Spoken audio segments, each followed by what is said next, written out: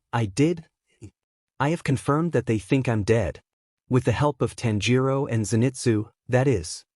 𝗂𝗂𝗁𝗵𝗃, that's good news. Shall we begin training? Izuku, yes. 𝗂𝗂𝗁𝗵𝗃, very well. I shall teach you the forms of moon breathing. Every 14 days you will clash with Tanjiro, who uses sun breathing. Understand? Izuku, loud and clear. 𝗂𝗂𝗁𝗵𝗃, very good. Let us begin. And so, Izuku began training to use moon breathing. Like 𝗂𝗂𝗁𝗵𝗃 said, every 14 days, he'll clash with Tanjiro.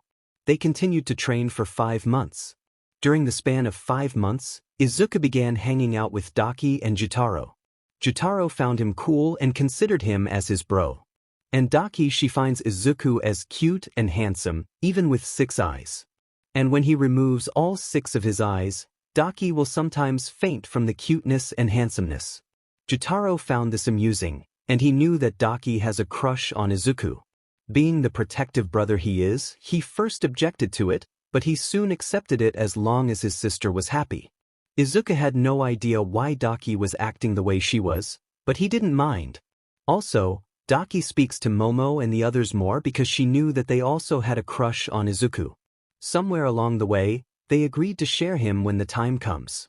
Unbeknownst to them, Zenitsu heard them and was all like, "Dimon, my buddy got himself a 𝗵𝗃𝗃𝗏, I'm jealous, I wish Nezuko and I can be together soon," and during that time, Tanjiro got the chance to confess to Kaneo. Of course, Kaneo felt the same way. Kane had a strong time calming Shinobu down after it since she was going all overprotective sister mode. Also, in the overworld, Izumi and the other girls were left in depression and said that they were also at fault of Izuku's death. After that night, despite not really sure if he wanted to, Aizawa said that he'd take care of Izumi now, obviously because Izumi doesn't want to be with her 𝗵𝗃𝗏𝗃 parents anymore.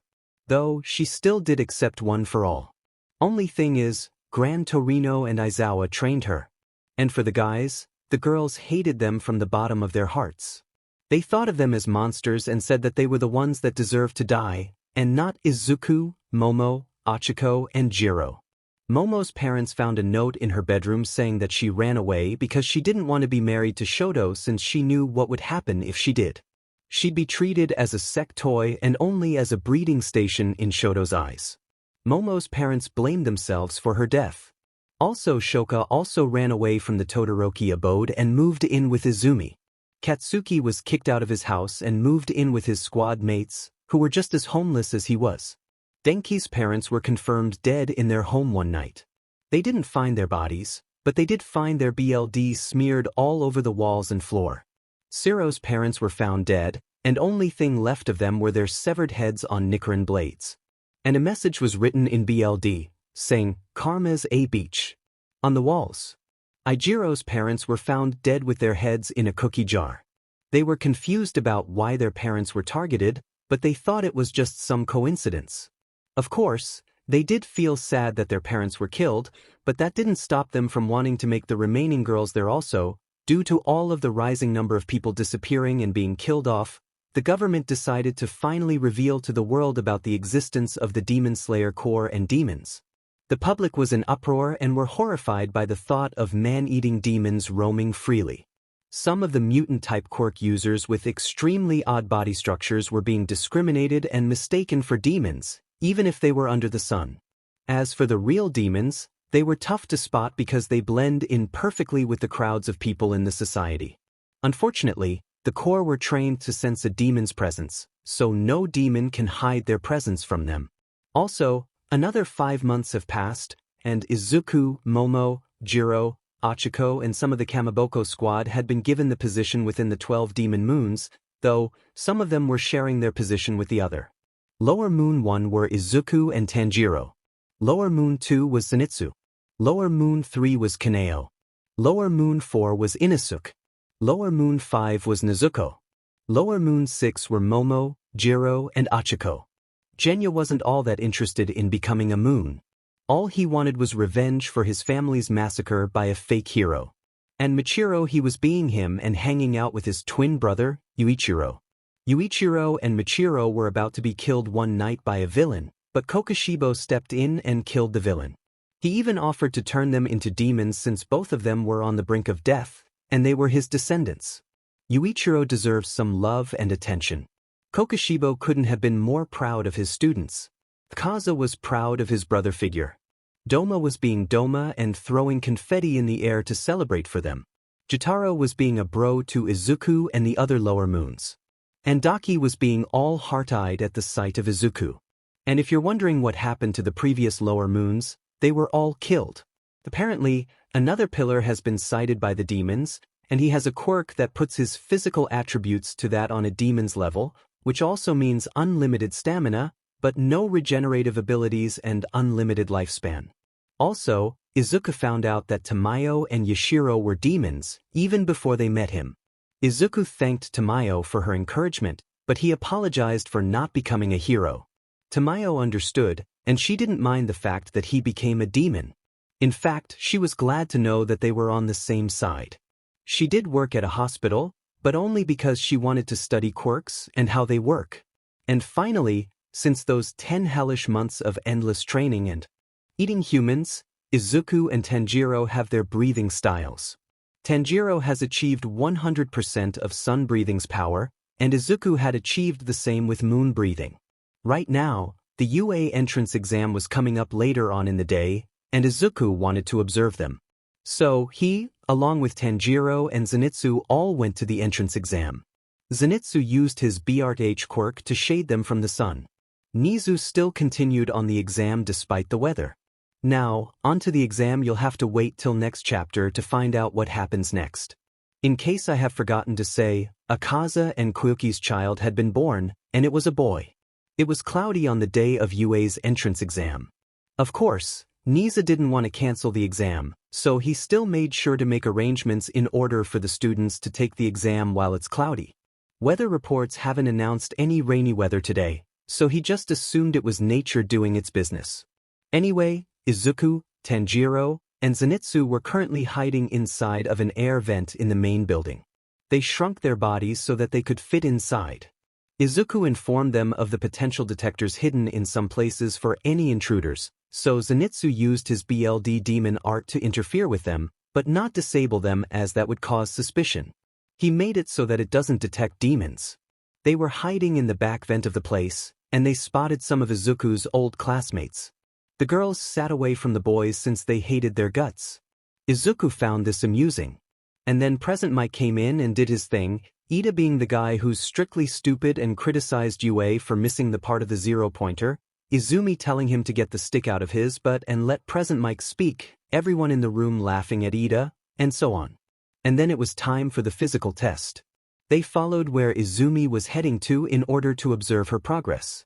To where she was in a site with Ida, Aoyama, Katsumi, and Shoka. The trio were hiding behind a tree, and their presence was undetectable with Izuku's BLD demon art. Izuku Tsujikunni, yes, Kokushibo adopted him, moon breath user. BLD demon art description. He can mask his presence to anything with life. Even the greatest hunter can't detect him. However, it doesn't work on anything that doesn't have life, such as detectors and sensors. It also works on other demons as long as he cares for them from the bottom of his heart, and as long as they're at least 50 meters within his range. It doesn't work on humans though. He also has a whole lot more tricks up his sleeve, but those are only available when in battle. Most of which are basically just the same as what Kokushibo can do in the manga. Though he isn't on the same level of strength as him. He can also access the see-through world, and he managed to use his own version of Akaza's compass needle. He can shapeshift into a more human-like appearance and blend in with society. He only ever removes his other two eyes when he goes out for leisure or for spying on people. He can also change his pupils into normal ones when shapeshifting in order to hide his identity as Lower Moon One. Ida and Aoyama tried talking to the girls, but they got ignored. Then the doors opened. Izumi and the girls rushed in. This impressed Izuku. Izuku, so they know that there are no countdowns in real fights, huh? At least they've made some progress. Random dude, that's cheating. Present Mike, cheating my butt. There are no countdowns in real battles. Drop your nuts and move your butts. They all panicked and ran in. Izumi, Shoka, and Katsumi were letting out their rage, anger, and pain from being used out on the robots. Of course, they also blamed themselves for being part of Izuku's death, but they decided to put those feelings aside for now until the right moment. Also, Izuku, Tanjiro, and Zenitsu were hiding inside a building and observing the girls' every move. Zenitsu, hey, Izuku, why are you only observing these girls? I remember there being more of them. Izuku, I already observed them during those past few months. They've made progress, but not that much yet. These three made the most progress out of all of them, and they're the first ones to have caused me pain. I think I can forgive them soon. Zenitsu, that's understandable. Izuku, and also, they're letting off the feeling of regret. From what I've observed, they're suffering just like I did. Only mine was verbal and physical pain. Theirs is emotional pain. The pain and regret is killing them from the inside. Geez, if I knew this would happen, I would have just made a scene where I've gone missing. Tanjiro, so that way, they won't suffer as much? Izuku, yeah though, I didn't know their real reasons for bullying me since then, so it's pretty understandable on my end. Tanjiro, I can agree. They continued to watch everything go down. About a few minutes later, the ground started shaking. The participants were alarmed, whereas the three in the building were all like, Eren Yeager. Just then, a giant robot with a head that looked like an alien gun appeared. Everyone started running away, all except for one. It was a girl with thorns for hair, and she was trapped underneath some rubble. She was just in the brink of getting trampled with the 0-pointer. Izuku, Tanjiro, and Zenitsu gasped. They couldn't do anything because that would expose them. They could only watch. Izuku watched in irritation of everyone running away. Izuku, the hell? Someone's about to die, but they're all just running away. Some heroes they are. Tanjiro, not all of them look. Tanjiro pointed to 3 people rushing in for the save. It was Izumi, Katsumi, and Shoka. Izuku's eyes widened once he saw them, and then he smiled proudly. Izuku, so they're saving her. That's good. At least now I know that they've changed. Tanjiro, yet Zenitsu, so what are your thoughts? Izuku, too close for redemption, is what I would say. They watched as Shoka used her ice to stop the 0-pointer from moving, Katsumi used her explosions to launch Izumi into the air, and finally, Izumi using 100% of one for all on the 0-pointer's face, but the drawback of doing so broke her bones. The 0-pointer got sent back, and it began exploding from top to bottom. Izumi celebrated too early, and now she was falling. She was still conscious, though, but barely. Just as she was falling, she looked to the building on her left. As if time had stopped, she saw Izuku, along with Tanjiro and Zenitsu. Izuku and Izumi made eye contact, and both of their eyes widened. Izumi let out a tear of happiness, but shock was still written on her face. Izuku was a different case. He was only surprised of Izumi seeing him. He didn't expect that he would be seen right then and there, but he didn't feel like he should be scared that the truth about him would be exposed. Instead, Izuku smiled and waved while both were in a state where time has seemingly stopped for them. Izumi smiled back, though her shock went away and she only thought of this as a hallucination or Izuku coming back as a spirit to watch her. And then, Izumi got shot back to reality and she was falling way faster than before. Just before she could hit the ground, Shoka made an ice slide, and Izumi slid down gracefully. She lost consciousness due to exhaustion and pain, and she had tears in her eyes, which Katsumi and Shoka had thought to be because of the pain that she had received when using one for all. After then, Izumi was brought to the infirmary to heal up. Katsumi called the other girls to tell them, and they said that they'd come in a short while. Izuku, Zenitsu, and Tanjiro followed them quietly. They waited for a while in a tree near the infirmary. In the infirmary, Izumi was still resting. Her arms had already been healed with the help of Recovery Girl. Suddenly, Izumi woke up and was breathing heavily. The girls quickly ran to her side. Katsumi, Izumi, you good? Izumi, yeah though, I think I saw Izuku a while ago while I was falling. Shoka, Izumi, you know what happened to him? Izumi, I know, but I'm sure I saw him. It was as if time slowed down. Tsu, I think you're just hallucinating, ribbit Izumi, or he's visiting from above. I might sound crazy and delusional, but I'm telling the truth. I did see him and he smiled at me. Toru, Izumi, like Tsu said, you're only hallucinating, but he may be watching us. Like, really watching us? Mina, did you see anything else? Like anything he did? Izumi, no, she suddenly remembers seeing the other two with Izuku. Izumi, actually I saw 2 people with him. One was a blonde wearing a yellow jacket and had horns on his head. The other, he had a green and black checkered jacket and he had this fiery-looking birthmark or scar on his face. You girls know anyone like that? They all said no, but Shoka remembered something. Shoka, actually I think I know. Only about the guy with the fire scar. He reminds me of that 𝗵𝗵𝗃 boy who had his family killed by my father on accident almost 2 years ago. 𝗬𝗂𝗵𝗃, your father? Shoka, yeah. The media blamed their deaths on the villain, but the one at fault is actually my father. Only known survivors were 𝗵𝗃𝗃 𝗵𝗃 and 𝗧𝗵𝗵𝗃 𝗵𝗃. They disappeared in less than a week and nobody could find them, so they were presumed dead. Izumi, and how did your father feel about that? Shoka, didn't even care. Typical of him. Him and Shoto are basically the same person. Didn't even care when Tuya was caught in the forest fire. Izumi, typical of him. No wonder Izuku viewed him as a fake. Su, aren't we basically just the same? Ribbit, everybody looked at her. The three in the tree were surprised of her statement. Izuku was more surprised than anyone. Su, I mean, we are part of the reason why he's dead. Ribbit, we caused him pain, and look where that is now. Ribbit, the fact that you saw him might have just been the guilt playing with your eyesight. Ribbit, Izumi, even if it was a hallucination at the very least, I saw him again. I don't know if he forgave me, even in death, but I'm just happy that I can see him smile again. I haven't seen that smile since before we got our quirk tests. Izuku's eyes widened, and a few tears streamed down his eyes. He still hadn't reverted back to his demon form, so he still only has 2 eyes. He smiled in joy. Tanjiro and Zenitsu caught sight of it. Tanjiro, you alright? Izuku, yeah, it's just that I'm glad that Izumi remembers something so old. Not even my own B'arch parents remembered something like that. Heck, congratulations. Izumi, color me impressed. Tanjiro, does that mean you forgive her?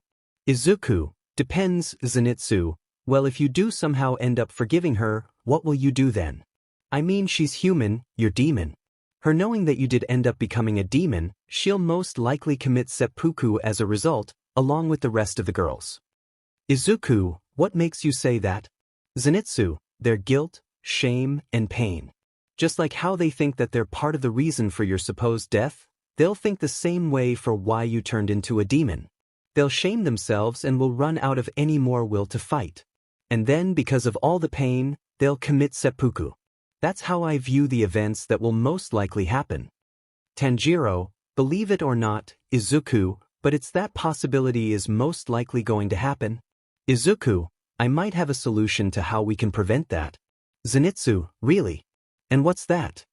Izuku, that's for me to know, and me to find out. Zenitsu, oh come on, you can tell us? Izuku, you'll find out soon. I promise. For now, let's get out of here before we're caught. Both, right? They then left. 𝗵𝗃𝗃 opened a door for them, and they went through. Izuku told Momo, Jiro, and Achiko about what he had heard. They were glad that Izuku was starting to forgive. They were still mad at them, but since Izuku had told them about their progress and improvements, their anger towards them had died down. Anyway, time skip. A few weeks later. Location. UA. The new students of 1A were waiting for their bus to arrive. They were currently on a rendezvous point to a place called the USJ.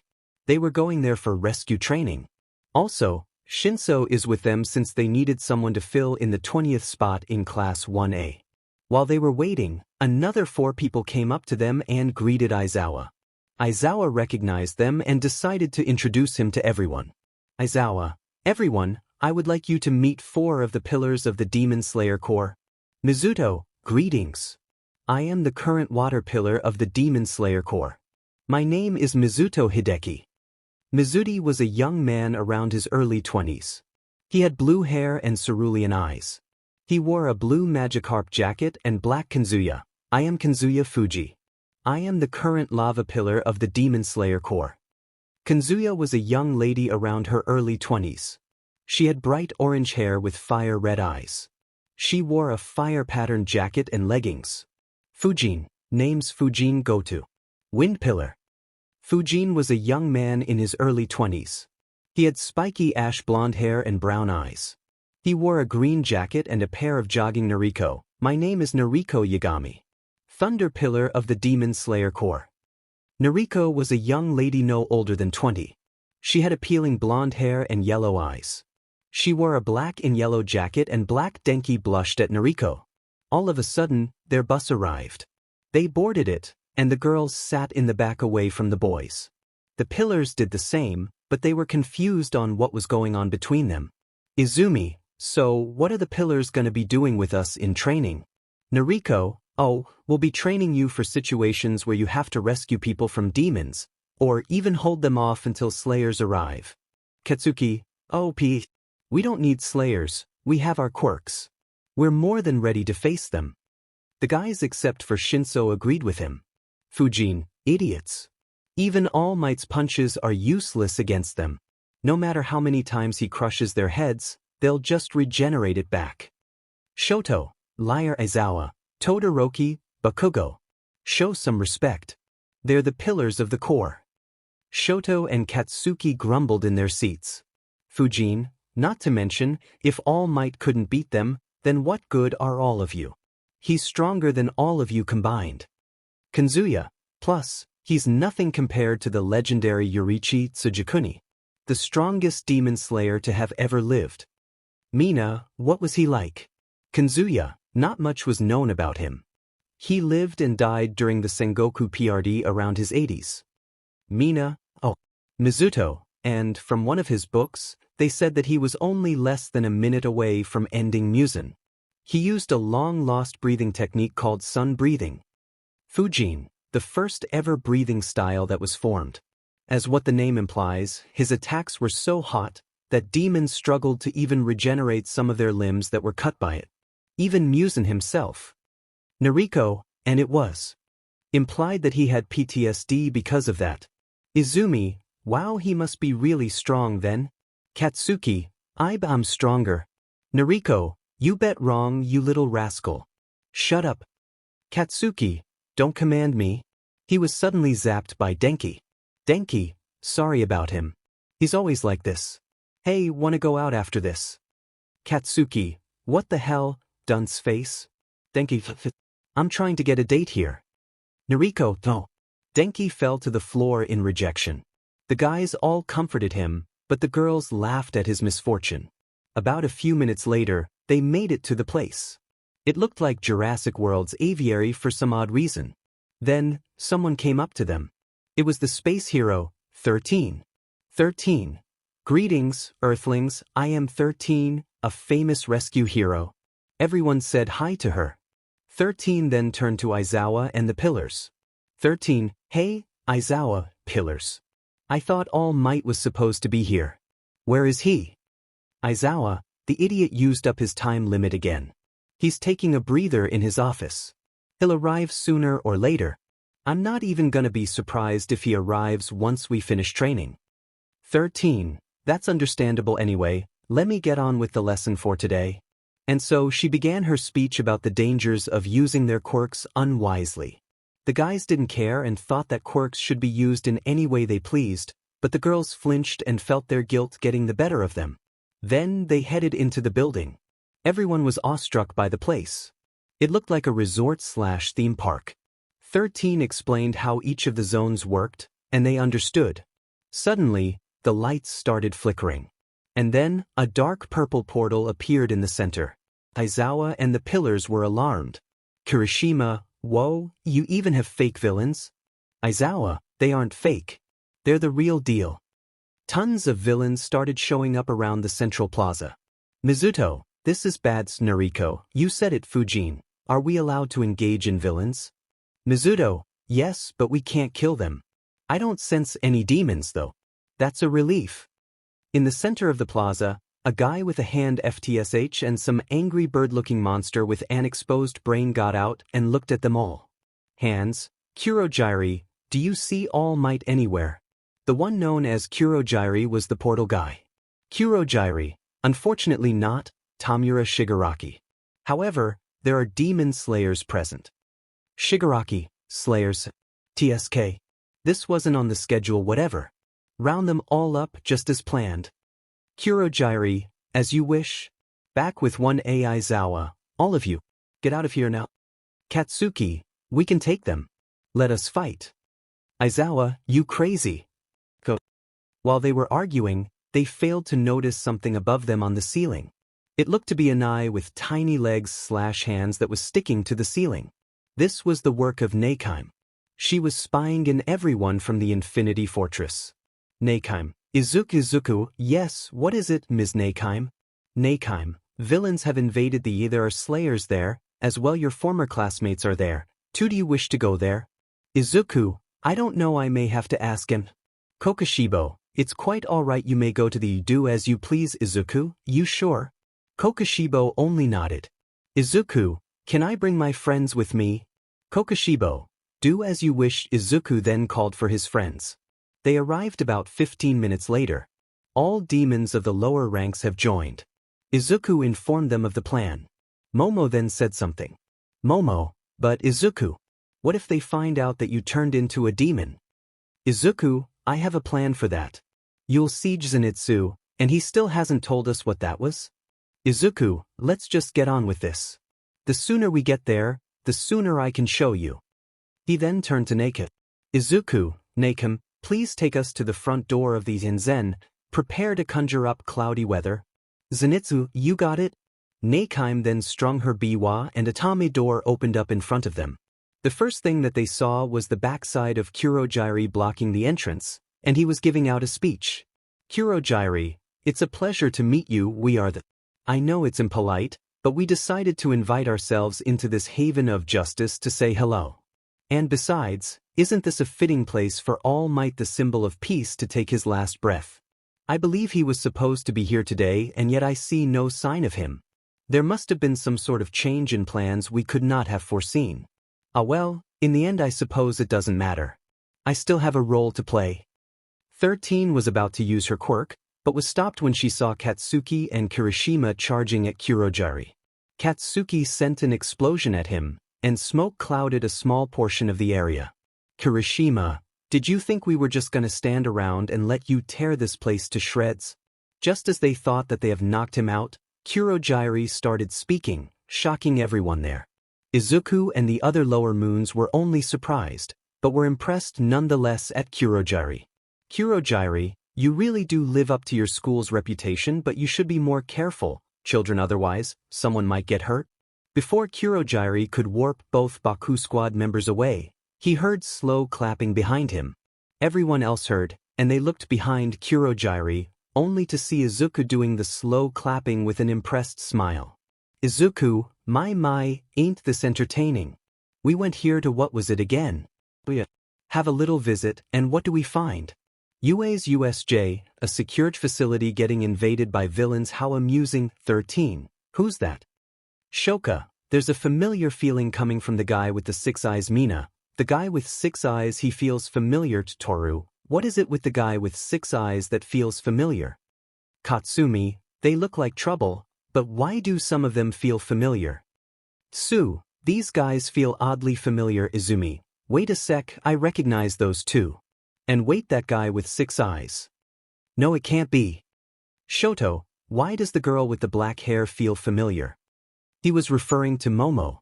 Kaneo's hair is white, as you can see from the picture in the last chapter. Denki, why is the one with purple hair oddly familiar? Ida, wait, the girl with the brown hair in a bob cut. No, it can't be. She's dead. Katsuki, the chick with the brown hair looks like round face. Nah, she's dead. 𝗬𝗃𝗁𝗃, I don't remember you being in our team. Who are you? He took a closer look at them and saw something written in their eyes.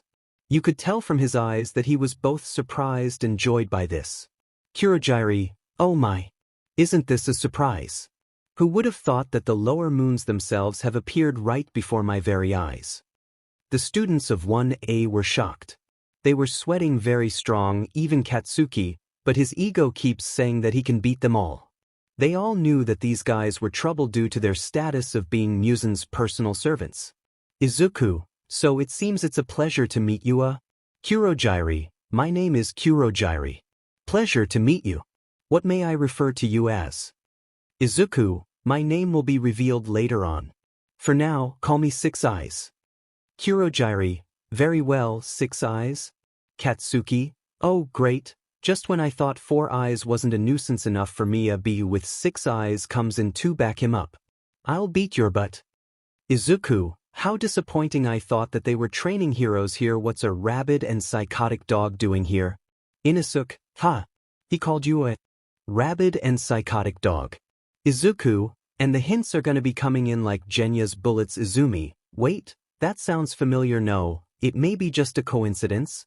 Zenitsu, man, this rabid nuke is annoying. Izuku, All Might will be here in a few minutes or so. Zen, Kaneo, Nezuko, please block the door. Let none pass. The three complied. They used their BLD demon arts to seal the entrance. Kaneo made vines and plants grown on the doors. Zenitsu reinforced it with his electricity, so that whoever tries to touch it will get zapped. Nezuko made a wall of flames just a few meters away from the door. The students gasped and began to lose hope of them surviving this attack. Izuku, now that that's settled. 𝗵𝗃𝗁𝗃, you were gonna warp the students away to different locations, right? 𝗵𝗃𝗁𝗃, yes. Izuku, then do it. However, wherever you'll warp Shoto Todoroki is where you'll warp Tanjiro and Nezuko. Got it. Shoto and Shoka's eyes widened. Shoto didn't listen carefully and thought it was both him and Shoka. But Shoka heard it clearly, and it left her thinking. Shoka, why him, specifically? 𝗵𝗃𝗁𝗃, as you wish. 6 eyes. Izuku, and for the rest of you, stick to the plan. Lower moons, got it? 𝗵𝗃𝗁𝗃 then proceeds to warp them all to different location, but only missing a few since they were quick enough to avoid it. Tanjiro and Nezuko jumped in where they saw Shoto was dropped into. Those were Sato, Shoji, Siro, Ida, and Mina. 13 had also been warped away to another location, and Inosuke was being Inosuke and stormed off to find someone to fight in the US. Izuku, 𝗵𝗃𝗁𝗃, whoever your boss is, get back to them. We'll handle this. 𝗵𝗃𝗁𝗃 complied and warped back to the plaza. Izuku took out his blade, and so did the rest of them. The students were intimidated by them. Izuku, now, do as I say and nobody get hurt. I want you to surrender and walk back to the plaza. They couldn't disagree, so they complied. They didn't want to die, though. In the plaza, 𝗵𝗃𝗁𝗃 warped over to tell Shigaraki of what was happening. Shigaraki, 𝗵𝗃𝗁𝗃, what are you doing here? You're supposed to guard the entrance. 𝗵𝗃𝗁𝗃, there's been a turn of events. Tamura Shigaraki. It appears that the lower moons have joined the fight, and it seems that they're on our side. Shigaraki, lower moons. Heh, looks like a third party only. This one is teaming with another group.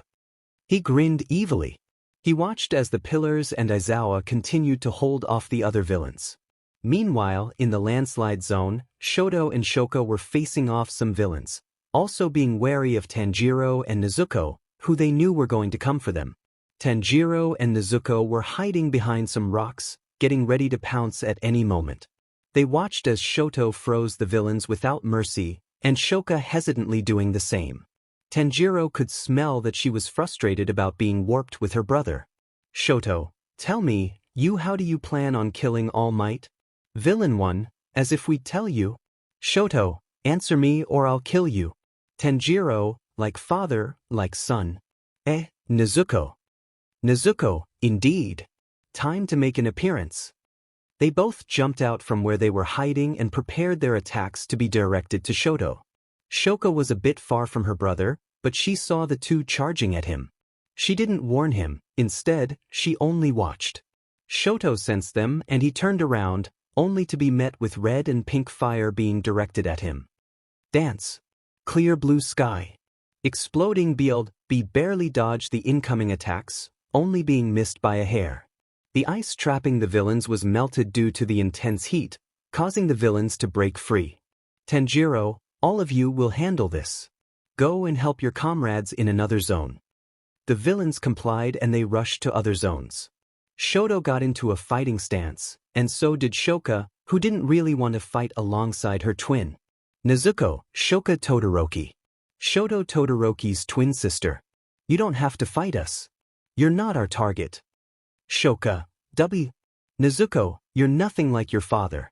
You feel regret of what you did to your friend in the past since you took part in his death. You're not at fault here. You, along with the other girls, are only more victims of the boys' plans. Shoka couldn't believe her ears. A demon in the lower ranks of the moons encouraged her that she wasn't at fault. She started tearing up because of it. Shoto, don't let them get to your head, Shoka. Stop being so weak. And how did you demons acquire the knowledge of our past? Tanjiro, you took advantage of the fact that she was weak. Only, that's what was in your view. Your sister isn't weak. She's stronger than you take her for. She just couldn't see that because of how you treat her. Like how you manipulated her into bullying the love of her life. You see, you're no different than your father. What would your mother think when the person she loves more than anything finds out about what you did? You deserve that burn, Shoto. It's karma for your plans on hurting poor old Izuku Yagi. He ignored his question. Shoto, shut up. He sent a wave of fire towards Tanjiro and Nezuko. Nezuko, let the games begin then. Meanwhile, in the shipwreck zone, Izumi, Tsu, and Mineta were seen on a boat while hiding from a bunch of villains.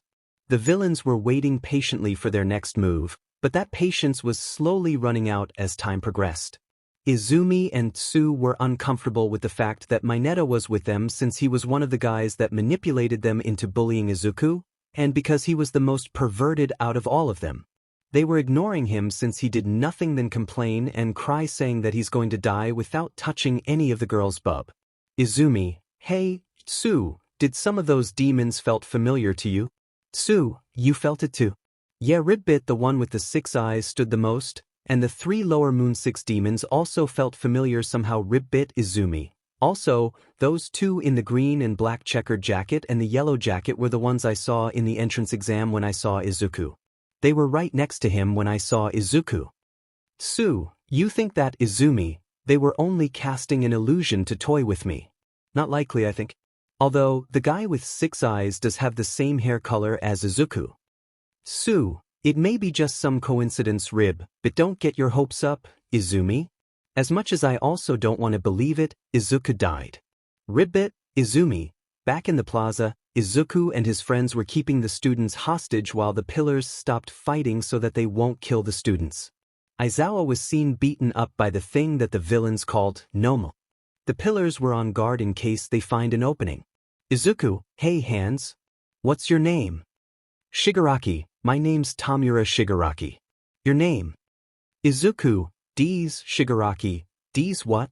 Izuku, D's nuts? Take 2. Izuku, I'll tell you later. Just call me 6 eyes for now. Also, tell that angry bird to give the teacher to me. Shigaraki, you gonna eat him, demon? Izuku, nope. I just don't want any real heroes here to die. Shigaraki was confused, but he obliged and commanded the 𝗵𝗄 to throw Aizawa to Izuku. Izuku caught him and Izuku, so, these are the pillars of the core.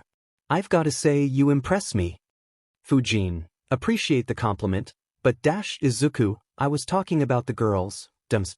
They're pretty attractive in all 6 of my eyes. Momo, Jiro, and Achiko pouted at them for that. The 2 female pillars were taken aback by that, and they had light blushes on their faces. Izuku, you're only lucky that Doma isn't here. If he was, he would have eaten you already. He has this strange habit of only eating women. Fujin, is this guy's really openly saying what his allies are like? No, even lower moons are supposed to be smarter than that. Something's wrong. Izuku, anyway, let's get this over with. When's All Might coming here? I want to fight him. Shigaraki, this guy came here to fight All Might. Things might get interesting. Izuku unsheathed his blade and showed its red color, surprising the pillars. Pillars, how the hell does this guy have a red blade? Izuku, anyway, Zen, Kaneo, if anyone tries anything funny, then cut them, but don't kill them. Understood. Both nodded. Izuku, oh, and the 3 of you, I want you to do me a favor and take care of all the other students. Izuku turned to the 3 girls that helped him all his life. Izuku, Akari, go to the landslide zone and assist Tanjiro and Nezuko. Not like they need any assistance, but you know what to do when you see him. 𝗃𝗃𝗃, go to the collapse zone. You know what to do, right? And Soundwave, go to the mountain zone. You all understand. Akari was Momo's alias, 𝗃𝗃𝗃 was Achiko's, and Soundwave was Jiro's. All 3, yes? Izuku, then reveal your identities if you want. I want to see the look on their faces when they learn the truth.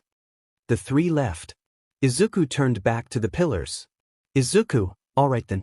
Without any further ado, let the festivities begin. He dashed at the slayers and began clashing his blade with theirs. Izuku, moon-breathing pillars, moon-breathing. Izuku, 7th form, mirror of misfortune, moonlit. He sent several long-ranged slashes in the ground, causing the pillars to fall back. The villains were overwhelmed by his power, and they also went to fall back. Izuku, if none of you want to be caught up in this fight and get killed, I suggest you step back a bit, or you can mess with the other students in the other zones. Mountain zone's out of the question since it's pretty occupied, as you can see. He pointed to the mountain zone, and everyone saw ice and fire clashing with each other. Izuku, now leave. The villains all left to the other zones. Izuku turned back to the pillars. They were only just getting back up, and they were both confused and a bit scared of him. Fujin, since when were lower moons this strong? Mizuto, wanna ask him for that? Noriko, this guy isn't like any lower moon we've faced so far. His power has to be that of upper rank level. Kanzuya, if so, then we shouldn't underestimate him. If we can't beat him, then who knows how much of us it will take to even beat upper 6. Izuku, if you're thinking about Daki and Jutaro, then you're asking for one hell of a nasty fight with their demon arts. Daki will just carve you up into bits, while Jutaro might just poison you to death. Either way, picking a fight with them is only a free ticket to your graves, that is, if they even leave anything of you once they finish you off. Izuku raised his blade again. Izuku, you done? I'm getting sick of waiting. Izuku charged at them once again. The pillars were being overwhelmed by his amount of power. They never expected a lower moon to be this strong. Fujin was having a strong time keeping up with him since his speed was nothing compared to Izuku's. Izuku, come on. I want to fight. Do better. Even Sanemi can keep up with me. Fujin, shut up. Fujin sent a strike towards Izuku, nearly cutting his head off. Izuku dodged in time, but instead of feeling scared that he almost got killed, he smiled and laughed. Izuku, would you look at that? I almost got killed. This battle might be the most thrilling one I had so far. Mizuto, what the hell, demon? You almost got killed, yet you don't seem scared. What? Izuku, well, let me tell you something. Ever since I was a kid, I never knew the feeling of fear. The pillars were taken aback by his response. The students were also taken aback. Though no more than Mina. She was in total shock of what she heard. Mina, this demon doesn't know what fear feels like. He's the same as Izuku. Izuku knows no fear waits. She took a look at Izuku's features. She examined him and used her brain cells for once while doing so. Mina, he has the same hair as Izuku but longer. Plus, his voice is the same as Izuku's if those other two eyes were removed. No, I can't be. Her eyes widened and tears streamed down her eyes upon the realization. She imagined the demon in front of her without the other two pairs of eyes and his hair shortened, and it was the same as what Izuku looked like, only without the Slayer mark. The guys caught sight of it, but didn't know what's wrong. Kaneo and Zenitsu caught sight of it and they nodded at each other. Zenitsu, hey, 6 eyes. I think she figured it out. Izuku looked back and saw the expression on Mina's face. Izuku, didn't expect her to find out first, being one of the Baku squad, whatever. Congrats on figuring out the truth. Mina, no way Izuku, he's alive. But he's a demon, this is all our fault, we turned him into this. She watched as Izuku kept on clashing with the pillars with a smile on his face. The pillars were having a strong time with fighting him, but they were able to keep up with him. They traded blow after blow, and breathing technique after breathing technique. The fight went on for a few minutes. Izuku pushed them all back with a few of his breathing techniques, and they were having a strong time trying to aim for his neck. Noriko was being pushed back into a corner by Izuku. She thought that she would be the first one to go out, but Izuku spared her before turning right back at Kanzuya. He suddenly appeared in front of her, catching her off guard. Both her and Izuku swung their blades at each other and traded blows once again. They were all running out of breath, but Izuku was still up for more. He was having way too much fun. Izuku, so who's up for more? The pillars all got into another battle stance. Just as they were about to attack again, Momo, Ochiko, Jiro, Tanjiro, and Nezuko all came back with students in their arms, who all seemed to be in a state of shock. Achiko was letting Katsuki and Kirishima float behind her. Obviously, she was the one who was sent to the collapse zone after all. Momo was dragging Shoto by the leg, and he seemed to be in a lot of shock. Shoka, who also seemed to be in shock, was being gently carried by Nezuko. And Toru walking slowly behind. You could tell by the floating pair of gloves and boots. Jiro was dragging Denki by the leg, while he was pulling Katsumi by the arm, but she was standing. Both were in shock for some reason. Also, she had Shinso following her calmly. Apparently, Jiro asked nicely for him to follow her, so he obliged since he didn't want to potentially risk his life if he didn't. They all dropped them on the ground near the other students. Izuku, judging by their facial expressions, you told them. Jiro, what does it look like? Izuku, fair point. Zenitsu, heads up, we have some company from the water. Izuku turned to the water, and he saw Izumi, Tsu, and Mineta surfacing. Once they caught sight of Izuku seeing them, they immediately stiffened up. Though, Mineta was being all like Mineta. He saw you as. We're gonna die. Izumi, you idiot. Maybe he was only looking here. Maybe he didn't see us, but you exposed us. Can't you do anything right? The three of them were suddenly pulled out and were now back with the other students. Izuku, true, I might have only been looking in your direction and might not have seen you, but my friend here heard you. However, you shouldn't act like a coward if you're gonna be a hero. TSK. Some hero you are, Minoru Mineta. Some grapist that doesn't deserve to be here along with every single one of the guys present now except for that Shinso guy. Never knew him before. Shigaraki, what's going on? Shinso, just what the hell happened with these guys? Zenitsu, it seems we have more company. I know the sound of those but cheeks clapping anywhere. All Might's here. Shigaraki/Izuku, finally. Suddenly, All Might burst through the door, destroying the barrier that was placed. He didn't seem too happy though. All Might, I am here. With some help. There stood with him was his wife, Psywave. Shigaraki, CRP. Kurogyri, should we run? Shigaraki, no, we run once things get too bad. For now, let's watch Nomu, get ready. All Might, you will fall by our hands, villains. All Might jumped down in front of everyone. Some of them got their hopes up. Suddenly, the thing called Nomu appeared in front of him and punched him away. Izuku laughed at that. Izuku, oh, what's this? Is the almighty symbol of peace getting beaten by just a punch? All Might, shut up, villain. Izuku, how am I a villain? I mean, I'm not the one who left his own son for dead, right? Everyone was shocked for different reasons. For the pillars and villains, they were shocked that All Might did that. For the students, they were shocked about how he knew. Shigaraki told the Nomu to stand down. All Might, I don't know what you're talking about. Izuku, yeah, like how you don't know anything about poor old Izuku. He died on that bus that night. All Might, no, sorry, Toshinori Yagi. All Might, how do you know my real name? Izuku, oh, I know lots of things about you. Your real name, your real face, the truth about your quirk, your personal life, and most importantly the son that you, yourself don't know. All Might, and what do you know about him that I don't? If I don't know anything, then how can you? Suddenly, Izuku started laughing like Light Yagami in the last episode of Death Note. Izuku, maybe it's because I am him.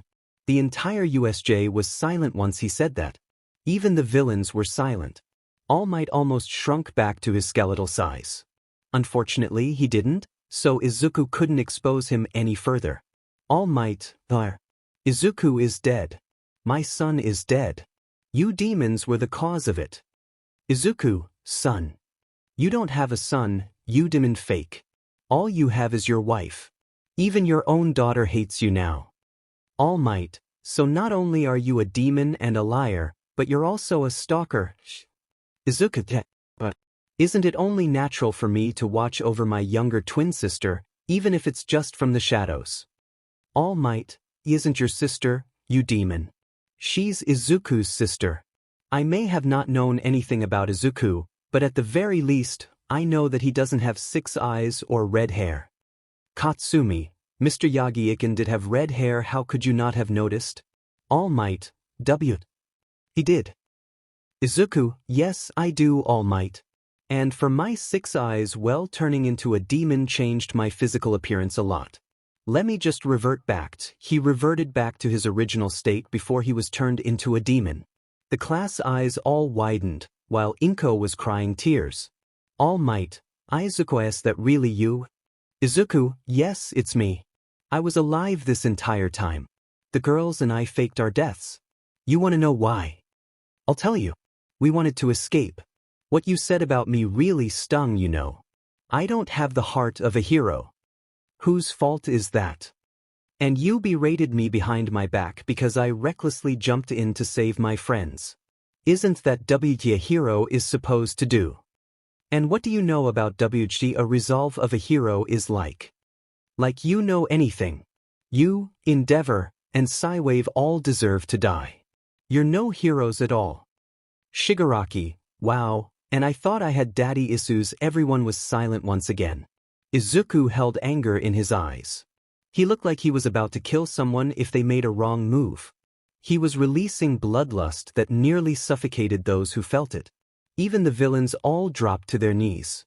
The pillars couldn't believe that All Might would do that to his own child. Izumi, Izuku, is that really you?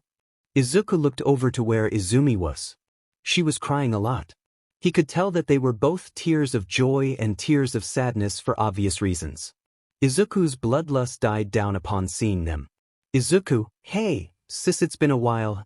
Nice to see you again directly, that is, other than you seeing me during the entrance exam, I'd say this is a pleasant meeting, wouldn't you agree? So she wasn't hallucinating. Rip it, Katsuki, Diamin, this nerd is alive. I guess I just have to kill him for real this time. Izumi, so you really are alive. Is this for real? Izuku, want me to prove it? Ask me a question that only I know the answer to, then. Izumi, if you really are Izuku, tell me what were the exact words that you said that day, that same day that everything changed. Izuku, you really want me to say it? If it can make you believe that I really am your brother, I called you a bitch of a sister, and a coward for not being able to force choke me. And the last thing I said to you was, I don't have a sister, and if I ever did have a sister, then she would have been on my side, even if I don't have a quirk. After that, I insulted Denki about his quirk supposed to be named zombie immunity because zombies go after brains, something that he doesn't have. After that, Katsuki and Shoto tell me to commit suicide in order to get a quirk. Wait a sec. I forgot to say that Shoto also told me to commit suicide in my note. Oh, well, I can't do it now, so you believe me now. All Might, Izumi. Is this all true? Izumi only nodded while still looking in disbelief at Izuku. Izuku, and now you believe me? All Might, Izuku-san. Izuku, you don't get to call me by my name, Toshinori Yagi. I'm not your son, nor was I ever.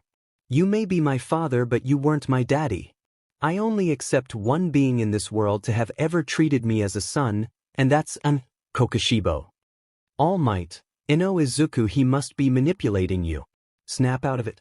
Demons are forced into 𝗬𝗵𝗃, right? Izuku, how delusional of you, you really believe that he's manipulating me. You're part of the reason why I willingly turned into a demon after all. Reverts back to demon form. He was actually the one that saved me that day from the sludge villain and not you. Plus, he saw potential in me, something that you were too blind to see. He's my real father. On that very same day Izuku Yagi died, I'm only what's left of him. My name is Izuku Tsujikunni, son of Michikatsu Kokushibo Tsujikunni, also known as Upper Moon One. All Might, no. Without thinking, All Might sent several punches at Izuku, to which he easily blocked with his blade. Izuku, is this guy stupid? You need a Nichiren sword to kill a demon. Oh, this guy's not worth my time then. Oi, Shigaraki, mind if I borrow your pet bird? Shigaraki, meh, why not? Nomu, follow his orders. Izuku, Nomu, come here. Punch All Might away. The Nomu rushed and punched All Might away. 𝗬𝗵𝗃 was about to help him, but Izuku threatened her that they'd kill the students if they do anything. The Nomu was now beside Izuku. Izuku, so tell me about this Nomu thing. 𝗧𝗵𝗃𝗃𝗃. It's a bioengineered human that was specifically designed to eliminate all might. You like it? It has the ability to dash Izuku. Shush. Don't openly say what this thing can do. You're only giving away hints on how to defeat it. 𝗬𝗲𝗄𝗃. He's not wrong, 𝗵𝗃𝗃𝗃 𝗧𝗵𝗃𝗃. 𝗧𝗵𝗃𝗃, you're right. And so, is he? I like this guy Izuku. However, it may not be strong enough to kill All Might. I think I might just make it stronger. 𝗧𝗵𝗃𝗃. What did you have in mind? Izuku smirks. Izuku opened the 𝗵𝗵𝗃𝗃's mouth and he cut his arm to draw BLD. His BLD flowed like faucet water and into the 𝗵𝗵𝗃's mouth. The other lower moons and pillars knew what he was planning, and they had different reactions. The moons grinned at his smart plan, while the pillars stared in horror of what he was doing. The villains and everyone else were just plain confused since they don't know how a human gets turned into a demon. Just then, the 𝗵𝗵𝗃 started thrashing around while screeching in pain. Zenitsu had to cover his ears from that. About a few seconds later, the 𝗵𝗵𝗃 stood up and it had its brain covered, and it had sharp fangs, not mention its sharp nails. Everybody gasped at the creature's new appearance. It looked more monstrous than it already was. 𝗧𝗵𝗃𝗃, what did you do? Izuku, I made it stronger. I turned it into a demon. 𝗧𝗵𝗃𝗃 suddenly began laughing very sinisterly. 𝗧𝗵𝗃𝗃, ha! All Might is so in for it now. Mizuto, we gotta help him. Fujin, Inosuke suddenly appeared out of nowhere. Inosuke, nah. You're fighting us. Tanjiro, I'll join in. Kaneo, so will I. Zenitsu, count me in. Tanjiro, Izuku, are you gonna fight too? Izuku, no. I already had my fair share of fun. I actually wanted to fight All Might, but he's too weak for me. Not even worth my time. Despite turning that 𝗵𝗵𝗃 into a demon, it still isn't even close to being able to beat the last lower 6 in a BLD battle. 𝗧𝗵𝗃𝗃, it's still too weak to beat a lower rank. Whoa, these guys must really be crazy strong. Tanjiro, sun breathing, burning bones, summer Sunday pillars, how does this guy know sun breathing? Kaneo, flower breathing, 4th form, crimson Hanagoromo. Zenitsu, thunder breathing, 7th form, flaming thunder god. Inosuke, beast breathing, 3rd form, devour. Pillars, and these other guys also use breathing techniques. The four then started to clash their blades. Izuku turned back to the students of 1A. He walked forward and stood right in front of them. Izumi was the one in the front, and she was still in shock of the revelation that Izuku was still alive. Izuku, I know what you girls are thinking, and no. You shouldn't blame yourselves for the fact that I turned into a demon. If there's anyone to blame here, then it's the boys. Kirishima, stop. You're only making them turn on us. Katsuki, don't forget your place, nerd. You're below us. Shoto, we'll kill you where you stand. Izuku, he is that so? Well then have at me. Shoto, oh we will alright. Izuku, I was talking to everybody else, dimwit. You're fighting Momo. Bakugo, Robocop, you're fighting Ochako. Zombie Repellent, you're fighting Kyoka. They all want to take their anger out on you. They were all kicked away by their respective opponents. They both had angry grins on their faces. Jiro, sup, 𝗵𝗵𝗃𝗃. Miss me? 'Cause I sure don't. Ochako, so you two had a crush on me back then. Too bad I'm not into bullies. Momo, the son of the second fake from the top, we meet again. They all began to fight, whereas Izuku was just standing there, observing whoever was left. He was mainly focusing on the girls, though. He was observing them and was deciding whether or not he should forgive them. Nezuko was behind them, and she was ready to attack if necessary. Izuku, so I've been observing you girls since I've left. Mina and Toru were the first ones I saw after I turned into a demon. You were with Monkey Boy and Red Rock under that bridge, and were arguing about my birthday gift, am I right? Mina, while you were there. How much did you hear? Izuku, enough to finally realize what was really going on. Good thing I recorded their voices of their conversation after you two ran off. He took out his phone and played the audio of that night. The girls glared a hole into Kirishima. Ojiro wasn't there yet since he was having to deal with his own problems in the fire zone. Izuku, that's not all. I think that I might be able to forgive you. Girls, really? Boys, 𝗵𝗵𝗃𝗃. Izuku, though it may still be far from happening since I can still feel the pain of all those wounds you caused me, however you might be able to speed up your progression by doing one simple thing: become demons, serve under him. Then will you earn my full forgiveness immediately, although, if you choose to stay humans, my forgiveness might take a whole lot longer. So what will it be? The boys' eyes widened and they were shaking in fear. Izuku just outright offered them a deal that they couldn't refuse if they were really desperate for forgiveness.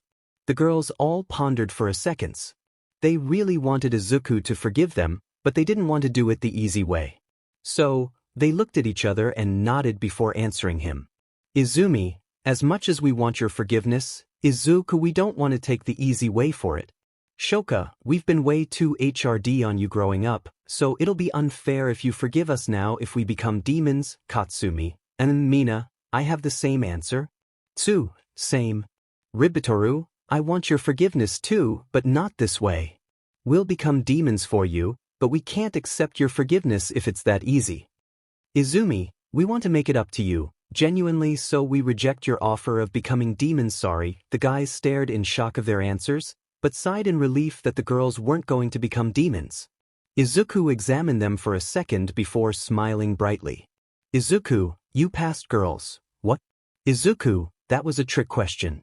I wanted to test you if you really did deserve my forgiveness. If you chose to turn into demons to immediately get my forgiveness, then I would have considered your forgiveness progress bar back to square one, since you chose the easy way out and not show me that you were really sorry. But since you chose the second option, you passed my test. Well done, girls. I might consider forgiving you sometime in the future. Not just today. I'll be watching you from afar to see how much progress you're making. You'll never know where I am, though. Also, whatever you've chosen, I wouldn't turn you into demons, at least not yet. The girls all cried tears of joy upon hearing that. The guys were enraged, but they didn't want to die, so they kept still. The ones that the three girls fought were on the ground and beaten up. Izuku, also Kirishima, reminder for you and Ojiro: don't talk about where your parents live out in the open. I mean, that's how I got the idea to eliminate them that night. Both of them who knew that cookie jars were big enough to fit their head in there. Heck, Kirishima. Yuri the one that killed them?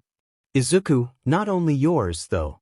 I also eliminated Denki and Ojiro's parents, as well as Minata's, Shoji's, and Sato's. They tasted horrible. By the way, Kirishima, 𝗬𝗍𝗵𝗃𝗍. 𝗳𝗵𝗃𝗍𝗵. He was cut off by Izuku suddenly slashing him across his 𝗬𝗍𝗵𝗃𝗍. Sprayed on the ground, and he fell back a few inches away. He struggled to get up because the wound stung him way too much, plus he was losing blood very quickly. Izuku, you have to die first? Suddenly, they heard something from the roof. They looked over and saw that All Might had punched the 𝗵𝗄 away, and the roof had a hole in it. The 𝗵𝗄 burst through the clouds and it eventually killed it for real. Shigaraki was having a tantrum from having his pet bird defeated. As for All Might, he was a minute close to deflating. Suddenly, more heroes showed up on the scene, and they took out the villains. The pillars were defeated and had several cuts and slash marks on their bodies due to the amount of attacks dealt to them. Izuku, 𝗵𝗵𝗃𝗃. Looks like we'll have to go. Even though we can beat them, they're not worth our time. They're all way too weak for us. Inosuke, agreed. Tanjiro, naked. Please send us back.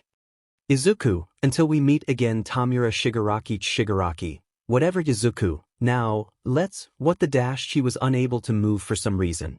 He turned around and saw Inko using her quirk to stop him from going any further. She had an angry look with tears in her eyes. Inko, I'm sorry. Izuku. Please forgive me. I never intended to neglect you. As much as I also want your forgiveness, I have to arrest you for being a villain. I'm sorry. Izuku, moon-breathing 8th form Moondragon Ringtail. He sent a long-ranged slash at Inko, and he managed to hit her across the chest, but not enough to kill her since he didn't want to kill her just yet.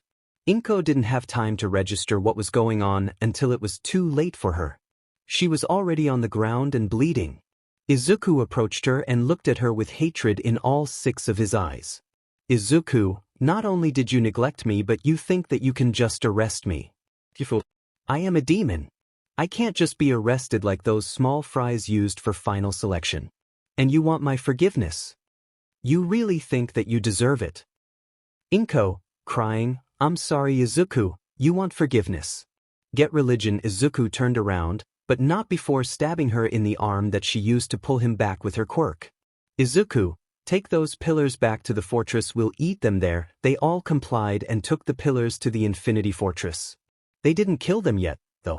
Before Izuku could walk back through, he sensed something, and he looked towards Momo. He saw 𝗵𝗃𝗃 sneaking up behind her whilst she was about to carry one of the pillars. 𝗵𝗃𝗃, time to do 𝗳𝗗𝗄𝗃. Momo, get away from me, you rapist. Suddenly, Izuku appeared behind 𝗵𝗃𝗃. 𝗵𝗃𝗃 looked behind him and instantly paled upon seeing him. His 6 red eyes were staring right into his soul. Izuku, you little maggot, don't you realize that touching women against their will is considered a crime? He swung the hilt of his blade about to knock out 𝗵𝗃𝗃, but instead of the hilt hitting his neck, it was the blade itself. 𝗵𝗃𝗃's head was suddenly cut clean off. Everyone stared in shock of what Izuku just did. Though, the girls were happy that the class pervert was dead and gone. Izuku, I meant to knock him out. I swear. Students, villains, Shigaraki, Kurogiri, lower moons, All Might, pillars, Zoro, the Watcher, Izumi, well he ain't waking up from that. That's for sure. Izuku, yeah you're right. I'ma go get a move on. All lower moons then entered through the portal and went back to the fortress with the pillars. The heroes tried to stop them, but the tatami door disappeared before they could reach it. Shigaraki and Kurogiri also disappeared, but not before warping away some of the side villains. All Might finally deflated and he was breathing heavily. He had a bite mark on his hand due to the Nomu almost taking a bite out of it before flying off. Inko and Kirishima were still bleeding with large slash wounds across. Their medics came in later on, and they patched up the wounded. News reporters and police surrounded the area, while some helped the students to safety. The girls were still a bit shocked of what happened. Izuku forgiving them and all that, but they were happy nonetheless. Plus, they were thanking him that the guy who pervs on them is now gone for good. Speaking of which, his body and head were being wrapped up in a body bag. The guys were angry that Izuku killed one of their own.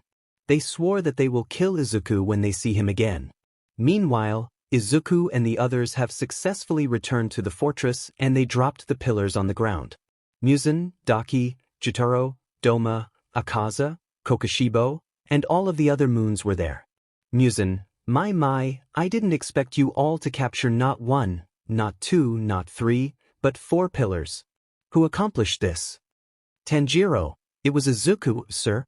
Izuku, no it wasn't. I just stood in the sidelines while all of you fought them. Zenitsu, you were the one that exhausted them, Izzy. You deserve the credit. Izuku, but you were the ones that fought them afterwards. 𝗵𝗃𝗃, enough. I'll see for myself. 𝗵𝗃𝗃 checks their memories and he saw what had happened. 𝗵𝗃𝗃, of all the lower moons that I've recruited, not even one has managed to stand their ground against even a single pillar. Well done. Izuku, I'm really flattered, sir. I really am, but it wasn't just me. It was these guys that fought them until they collapsed. Not me, Momo. And there he goes again, Nezuko. I don't remember doing anything that useful, though 𝗵𝗃𝗃, I see I'm not usually this generous. But since you lower ranks were actually more useful and reliable than all the previous ones, I'll make an exception. He sent multiple appendages of his to the lower ranks' necks. He injected generous amounts of his BLD into them. The upper ranks and the pillars' eyes widened. The lower moons all thrashed around due to the magnitude and pressure of the BLD that was suddenly injected into them. Izuku and Tanjiro were the first ones to get up. The others were still in the middle of adapting to the BLD 𝗵𝗃𝗃, as expected of you too. Now, I believe you know what to do with these pillars, Izuku. You turn the girls into demons and eat the males. 𝗵𝗃𝗃, yes, wait, what? Doma, oh Mandakaza, yes. Kokushibo, Diamante Jotaro, nice mayan. Knees Daki, I mean, they are pretty but not as pretty as me though. 𝗵𝗃𝗃, may I ask why you want to turn them into demons? Izuku, well because why not? I mean they are pretty attractive, if you ask me, plus, even if we do kill them, Doma will just eat them up before any of us do. Doma, can't help it, it's a habit.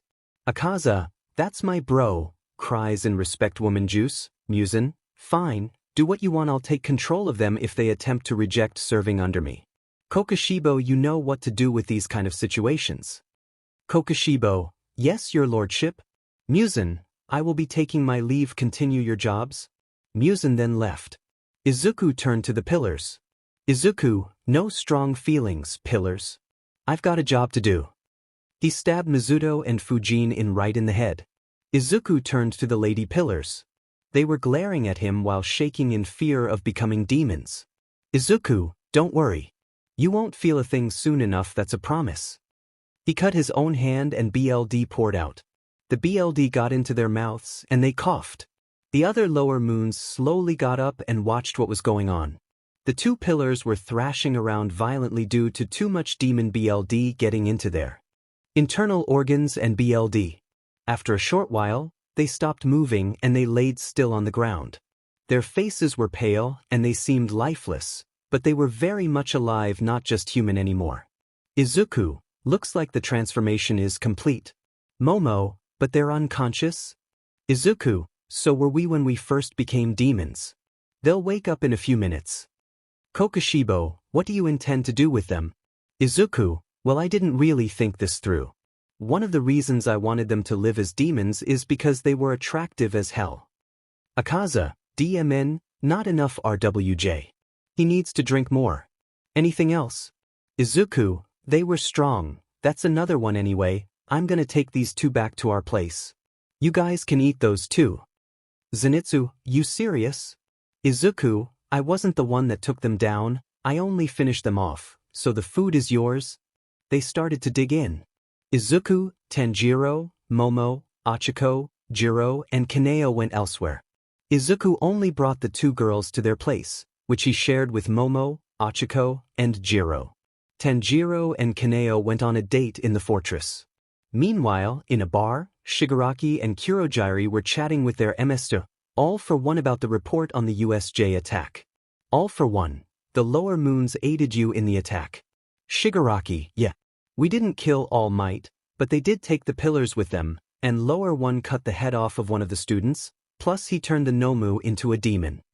Kurogyari, and it would seem that lower one has some sort of grudge against the 1A students. Judging by what he said, he only dislikes the boys and not the girls. Only one of the boys that he doesn't dislike was this boy named Shinso. All for one, interesting. Anything else? Shigaraki, yeah. Believe it or not, the lower one is actually Izuku Yagi, All Might's kid that was presumably dead in that bus accident almost a year ago. All for one, really? That's interesting. I wonder what caused him to turn to the dark side. Shigaraki said something about All Might leaving him for dead. Said something similar to 𝗬𝗵𝗃𝗍. He must have some major mommy and daddy issues going on. All for one, I see, I'll look into it more. For now you rest. Lay low for a while. Shigaraki and Kurogyari both agreed to it, and All for one turned off his side of the screen.